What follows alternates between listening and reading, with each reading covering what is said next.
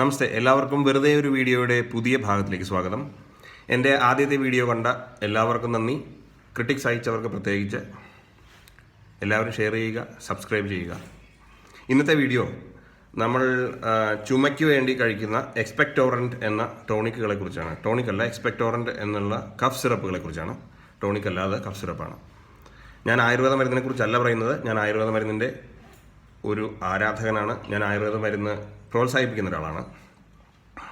ആർക്കെങ്കിലും ചുമയോ ജലദോഷമോ വന്നു കഴിഞ്ഞാൽ എക്സ്പെക്ടോറൻറ്റ് കുടിച്ച് കിടന്നുറങ്ങാറാണ് പതിവ്.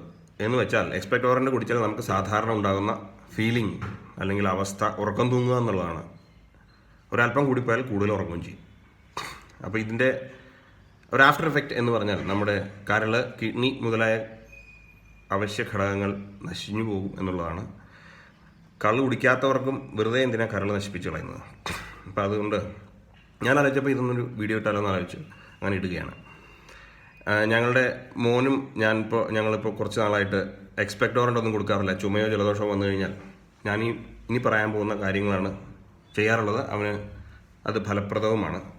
അതിനു മുമ്പ് ഒരു കാര്യം പറയട്ടെ. ചുമയോ കഫക്കെട്ടോ അല്ലെങ്കിൽ ജലദോഷമോ ഒക്കെ വന്ന് അത് ഇൻഫെക്ഷനിലേക്ക് വരാനായിട്ട് കാത്തിരിക്കാതെ തുടക്കത്തിൽ തന്നെ ചികിത്സിച്ചാൽ ഇത് മാറും. ഈ എക്സ്പെക്ടോറൻറ്റോ അല്ലെങ്കിൽ മറ്റ് ആൻറ്റിബയോട്ടിക്കുകളോ കഴിക്കുന്നതിന് മുൻപ് തന്നെ മാറ്റിയെടുക്കാനുള്ള വഴിയാണ്. ആദ്യം തന്നെ ഉണക്കമഞ്ഞൾ വാങ്ങിക്കുക. ഇതാണ് ഉണക്കമഞ്ഞൾ.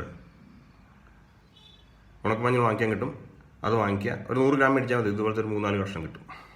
അതിനുശേഷം ഒരു ചാണ മേടിക്കുക. ചന്ദനം അരയ്ക്കാനുള്ള ചാണയാണ്. ചെറുത് ഇഷ്ടംപോലെ സുലഭമാണ്. മാർക്കറ്റിൽ വാങ്ങിക്കാൻ കിട്ടും. വാങ്ങിക്കുക. വാങ്ങിച്ചതിന് ശേഷം എന്ത് ചെയ്യണം?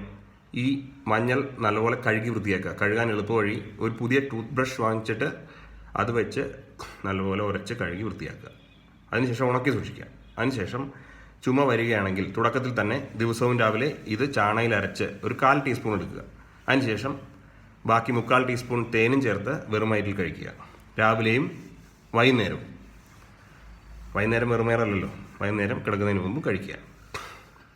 എന്നിട്ട് മറക്കാതെ 20 മിനിറ്റ് ആവിയും പിടിക്കുക എവറി ഡേ. ഇങ്ങനെ ചെയ്താൽ വിതിൻ 5 ഡേയ്സ് അല്ലെങ്കിൽ 5 ദിവസത്തിനുള്ളിൽ നിങ്ങളുടെ കുട്ടികളുടെ ചുമയോ ജലദോഷമോ മാറിക്കിട്ടും. ഇനിയിപ്പോൾ കുറച്ച് നീണ്ടു പോയാലും അത് ഇൻഫെക്ഷനിലേക്ക് വരില്ല എന്നാണ് എൻ്റെ അനുഭവം. ഈ പറയുന്നത് എൻ്റെ അനുഭവമാണ്.